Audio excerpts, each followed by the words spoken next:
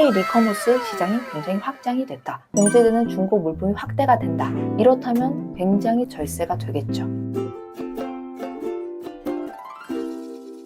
안녕하세요. 세무는 보라의 문보라 세무사입니다. 중고. 우리나라의 중고 시장이 정말 커졌습니다. 이제는 중고가 낡은 개념의 어떤 이미지는 아니죠. 내가 남들이 사기 어려운 것을 먼저 사서 그걸 이제 판다는 그런 희소템의 개념으로 좀 변한 것 같아요. 중고거래 규모가 2030년까지 무려 82조까지 성장할 거라고 하는데요. 번 돈에 대해서는 세금을 부과하면서 벌기 위해서 산 비용에 대해서는 매입세 공제를 안 해준다는 사실 알고 계셨나요? 이렇게 중고 물품에 대한 수출이 활발해지고 있는데 매출만 때려잡고 비용을 공제를 안 해주면 우리 K 중고 물품이 이 수출 시장에서 살아남을 수 있을까요? 그런데 이제 이 중고품을 사면서 낸 부가가치세도 매입세 공제를 해주겠다. 이러한 개정안이 추진될 예정이라고 합니다. 실제로 마진은 적은데 매입세 공제가 안 돼서 부가세 세금 부담이 컸던 사업주분들 굉장히 희소식이에요. 기대하셔도 좋을 것 같습니다. 우선 본론을 말씀드리기 전에 부가세 구조를 잘 모르시는 분들이 있어서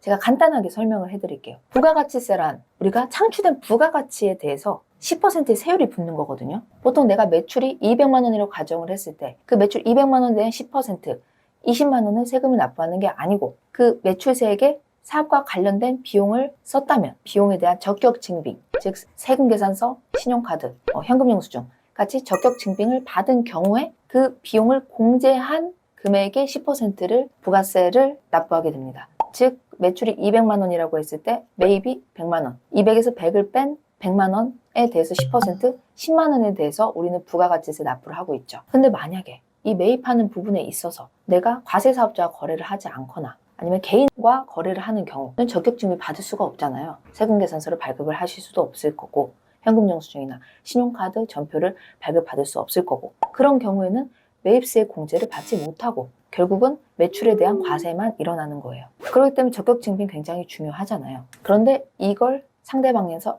주지 못하는 겁니다. 이게 문제예요. 하지만 현행 부가세법은 현재 중고 자동차나 재활용 폐자원 같은 경우에는 부가세 공제를 해주고 있어요. 개인으로부터 그냥 일반 영수증을 받더라도 중고 자동차의 경우는 110분의 10, 약 9%의 매입세 공제를 해주고 있습니다. 아마 중고 자동차의 경우는 수출을 많이 하는 품목이기 때문에 이런 부분을 지원하고자 특례가 들어왔던 것 같아요. 하지만 이제 세상이 달라져서 중고 물품 시장이 굉장히 커졌다. K-리커머스 시장이 굉장히 확장이 됐다. 그러면 지금 중고 자동차나 재활용 폐자원 같은 이런 부분에 한정될 게 아니라 중고 품목을 확대를 해야겠죠. 이렇게 확대가 된다면 어떤 분들이 혜택을 볼까? 중고 핸드폰 판매업자분들. 실제로 중고 핸드폰을 판매를 하더라도 개인으로부터 수취한 그 핸드폰에 대한 매입세 공제는 받고 있지 못하죠.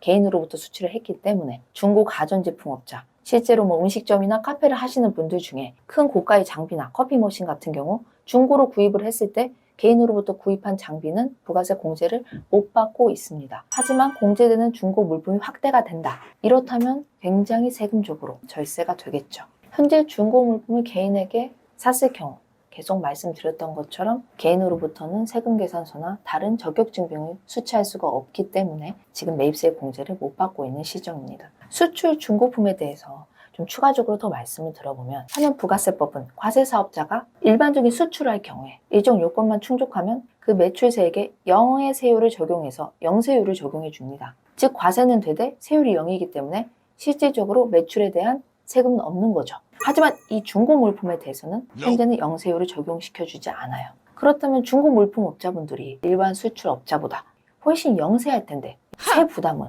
훨씬 크다는 사각지대에 놓여 있어요. 중고 물품에 대한 매입세 공제와 이렇게 영세율 관련해서 이 부분도 좀 추진될 가능성이 높다고 합니다. 중고 물품에 대한 영세율이 적용이 된다면 굉장히 세금적으로 혜택이 크겠죠. 이 부분도 같이 논의가 될 가능성이 클 것 같아요. 중고 물품 판매에 대한 과세는 사실적으로 매입세 공제를 해주지 않을 경우 이중과세 문제가 분명히 있어요. 우리가 새 상품을 판매를 할 때 부가세가 이미 발생을 하죠. 이 새 상품을 개인이 산 경우에는 개인은 사업자가 아니니까 매입세 공제나 비용 처리될 부분이 없죠. 개인이 중고업자에게 다시 이 물건을 판매하고 이 판매업자가 다시 매출을 일으키면 이 부분에 대해서 또 과세가 이루어집니다. 그런데 이 중고 판매업자 같은 경우는 개인으로부터 매입을 했기 때문에 부가세 공제를 받지 못하죠. 그럼 이 동일한 상품에 대해서 이중으로 과세가 되는 문제가 발생을 합니다. 예전에는 중고 물품 간의 거래가 개인 간의 거래였기 때문에 이런 부가세 문제가